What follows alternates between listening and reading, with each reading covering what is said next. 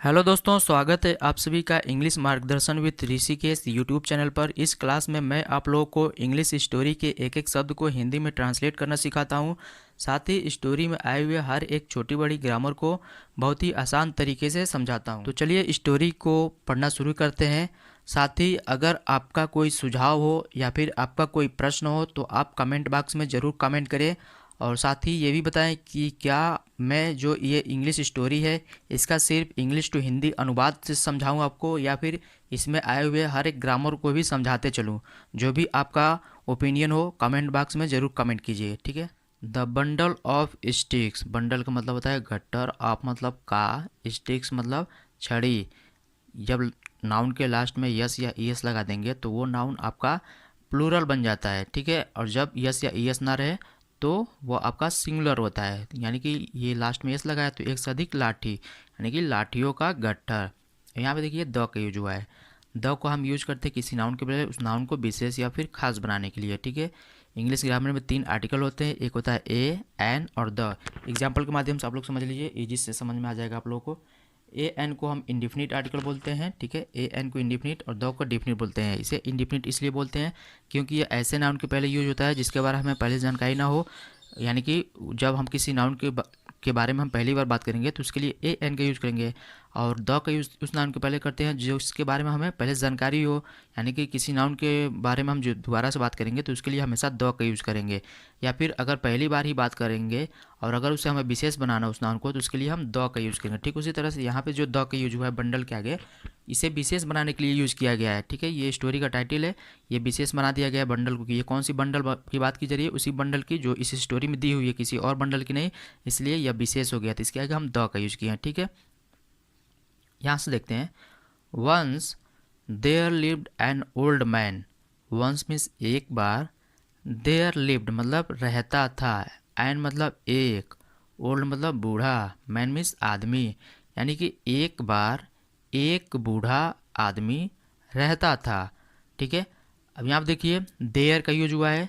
There का हम use करते हैं किसी चीज़ की मौजूदगी के लिए, यानी कि अगर किसी चीज़ की मौजूदगी के लिए हमें मौजूदगी की बात करेंगे तो उस सेंटेंस की शुरुआत हम हमेशा देयर से करते हैं। या फिर अगर कुछ घटित हुआ हो और उसे दर्शाना हो तो उसकी शुरुआत भी हम देयर से करते हैं।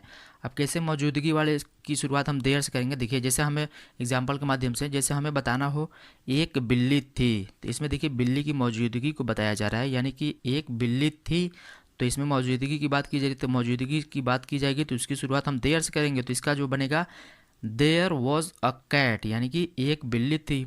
या फिर अगर हमें बोलना हो कि एक बिल्ली रहती थी, इसमें भी हम मौजूदगी की बात कर रहे हैं तो इसके लिए भी हम इसकी शुरुआत देयर से करेंगे, देयर लिव्ड अ कैट, ठीक है। तो ठीक उसी तरह से या फिर अगर कुछ घटित हुआ हो उसके लिए भी हम शुरुआत देयर से करेंगे। जैसे हमें बताना हो एक एक्सीडेंट हुआ है, ठीक है, तो इसमें भी घटना घटी है और इसी की हम घटित होने को दर्शाना है तो इसकी शुरुआत हम करेंगे there has been an accident, ठीक है। इसकी भी शुरुआत हम देयर से करेंगे। तो यहाँ पे जो देयर की जो है इस ओल्ड मैन की मौजूदगी को दर्शा रहा है, यानी कि एक बूढ़ा आदमी रहता था, जिसकी भी शुरुआत there lived an old man, ठीक है। यहाँ पे वर्ब का सेकेंड फॉर्म लगा है, पास्ट इंडेफिनिट टेंस है, वर्ब का सेकेंड फॉर्म लगता है, लिव होता है फर्स्ट फॉर्म, लिव्ड होता है सेकेंड फॉर्म। ये देखिए ओल्ड है, ओल्ड मतलब होता है बूढ़ा या फिर पुराना। जब सजीव के लिए ओल्ड लगाएंगे तो इसका मतलब होगा बूढ़ा, और जब निर्जीव के लिए लगाएंगे तो इसका मतलब होगा पुराना। ये ओल्ड जो है आपका एडजेक्टिव है। एडजेक्टिव क्या होता है? एडजेक्टिव होता है जो नाउन या प्रोनाउन की विशेषता को बताए, उसे हम एडजेक्टिव कहेंगे, यानी कि एडजेक्टिव का हिंदी होता है विशेषण। ये नाउन है मैन। और नाउन क्या होता है? नाउन होता है जो किसी व्यक्ति, वस्तु, स्थान, गुण अवस्था के नाम को नाउन कहते हैं, या फिर सरल भाषा में समझे तो किसी भी नाम को हम नाउन कहते हैं। तो ये मैन आपका एक नाम है, मैन को हम मैन नाम से जानते हैं, ये नाउन है। तो नाउन की विशेषता बताने वाले को हम विशेषण कहते हैं। तो ये ओल्ड आपका क्या बता रहा है? ये नाउन कैसा है, मैन कैसा है, बूढ़ा है, तो ये विशेषता बता रहा है, तो इसलिए विशेषण हो गया, यानी कि एडजेक्टिव हो गया। ये देयर है, देयर आपका एडवर्ब हो गया। ये एडवर्ब है। यहाँ पे एडवर्ब क्या होता है? एडवर्ब ऐसा शब्द होता है जो वर्ब, एडजेक्टिव या फिर एडवर्ब की विशेषता को बताए, उसे हम एडवर्ब कहेंगे। और एडजेक्टिव जो होता है नाउन या प्रोनाउन की विशेषता को बताता है, ठीक है। यहाँ से देखते हैं, हु हैड 3 सन्स।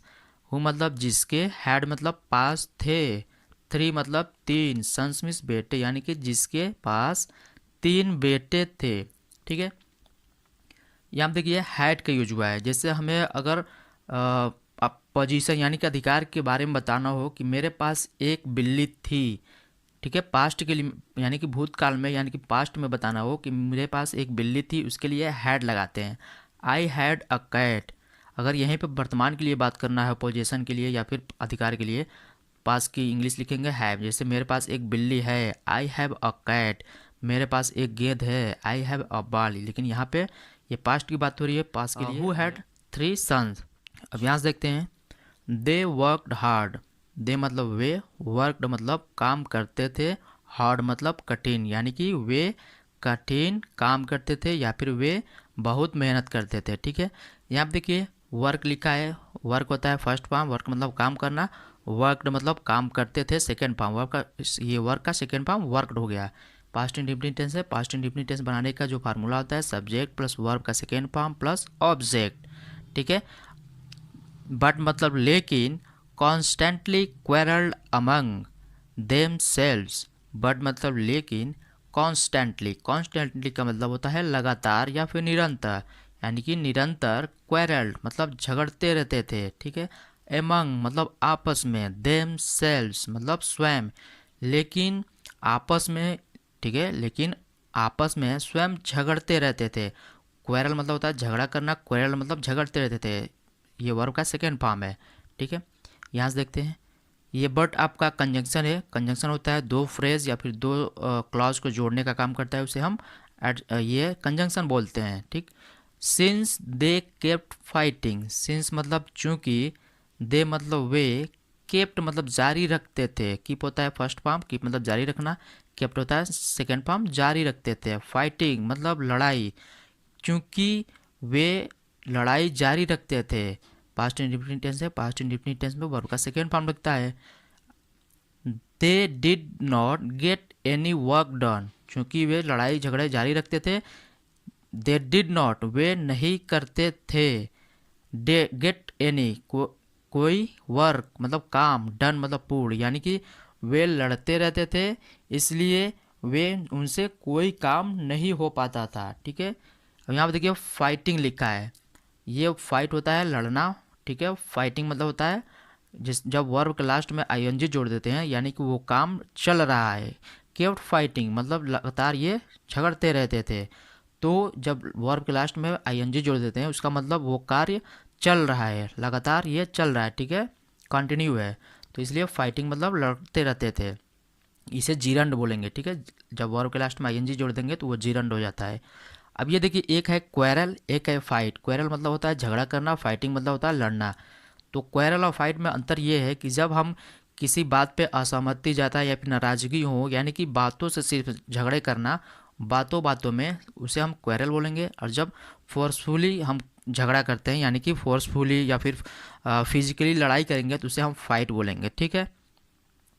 अब ये देखिए, ये पास्ट इंडिफिनिट टेंस का निगेटिव सेंटेंस है। हमने बताया पास्ट इंडिफिनिट टेंस में हम वर्ब का सेकेंड फॉर्म लगते हैं। कब लगाएंगे सेकेंड फॉर्म? जब वो सेंटेंस अफर्मेटिव या फिर पॉजिटिव, यहाँ पे देखिए अफर्मेटिव या फिर पॉजिटिव है तो उसके लिए हम केप्ट सेकेंड फॉर्म लिखेंगे। लेकिन जब निगेटिव सेंटेंस हो गया यानी नकारात्मक, ये देखिए आपका नकारात्मक, दे डिड नॉट नहीं करते थे।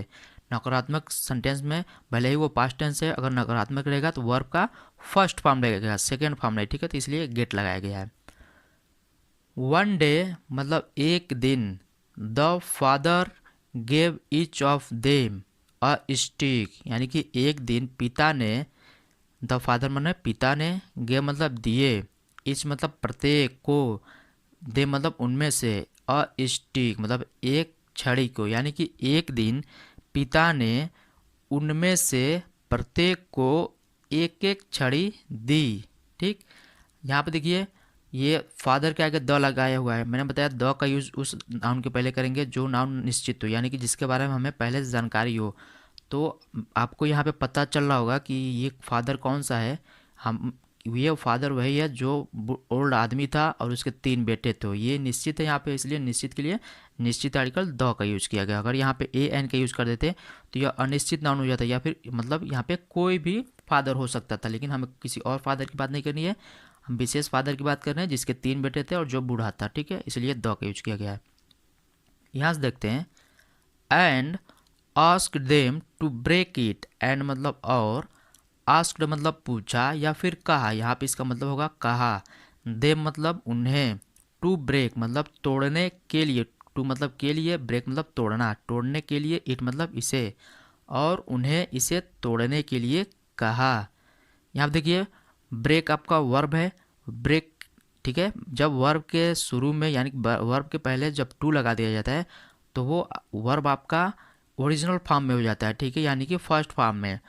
तो टू लगा के हम ये टू लगा देंगे जब वर्ब के शुरू में, तो वो इन्फिनेटिव वर्ब कहलाता है, ठीक। तो यहाँ से देखते हैं, दे अकम्प्लिश द टास्क, दे मतलब वे, अकम्प्लिश्ड, अकम्प्लिश का मतलब होता है किसी कार्य को पूरा करना, यानी कि आपको अगर किसी कार्य को दिया गया और अगर आप उसमें सफल हो जाते हैं तो उसे अकम्प्लिश्ड बोला जाता है, ठीक है। अकम्प्लिश होता है फर्स्ट फॉर्म, अकम्प्लिश्ड होता है second form, past indefinite tense है, पास्ट इंडेफिनिट टेंस में वर्ब का सेकेंड फॉर्म लगता है, यानी कि वे कार्य को पूरा कर लिए। द टास्क मतलब निर्धारित कार्य को, ठीक है, टास्क का मतलब होता है निर्धारित कार्य, यानी कि वे, उन्होंने कार्य को पूरा कर लिया। अब यहाँ से देखते हैं, but,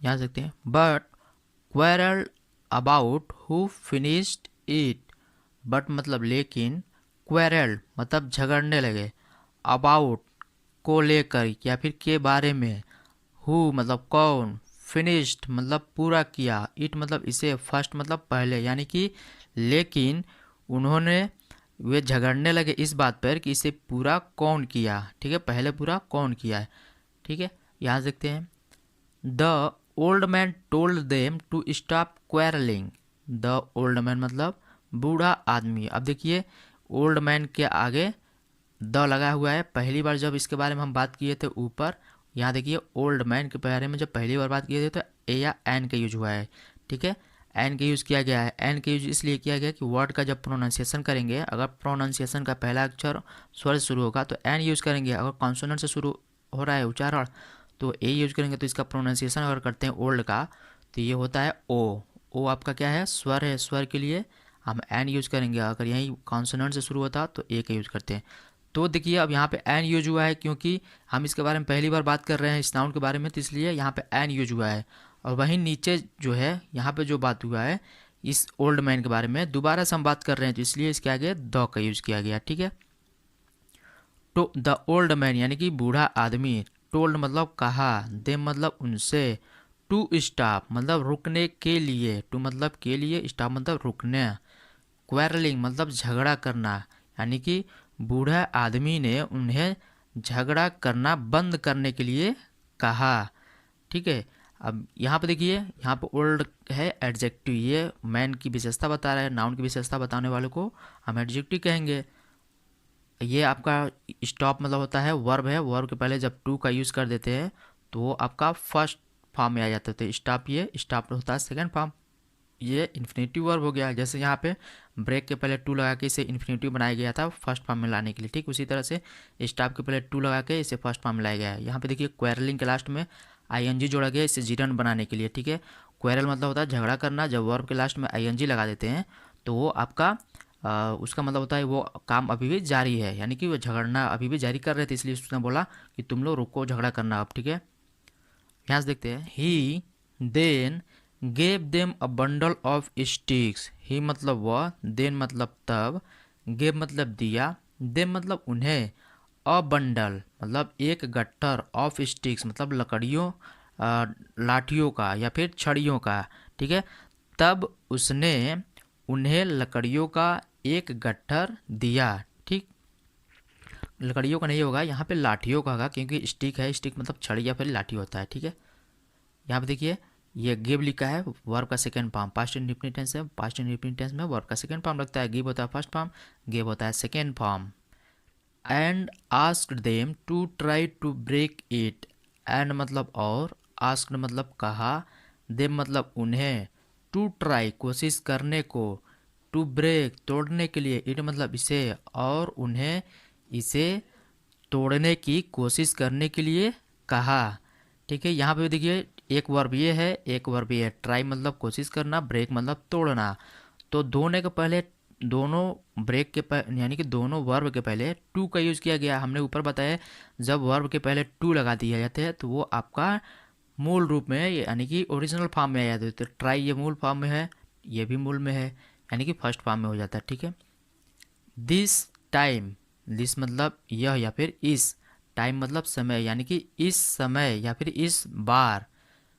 no matter how hard they try, how मतलब कैसे, हार्ड मतलब कठिन, दे मतलब वे, ट्राई मतलब कोशिश किए, यानी कि इस बार वो कितना भी कोशिश किए, ठीक है, दे फेल्ड यानी कि वे असफल हो गए, यानी कि इस बार उन्होंने कितनी भी कोशिश की वे असफल रहे। फेल्ड मतलब असफल।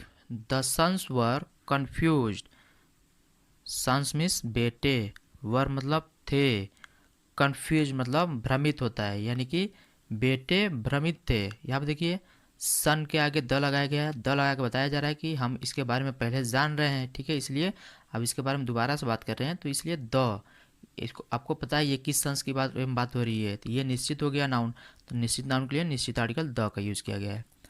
The old man replied, the old man मतलब बूढ़ा आदमी, रिप्लाइड मतलब जवाब दिया।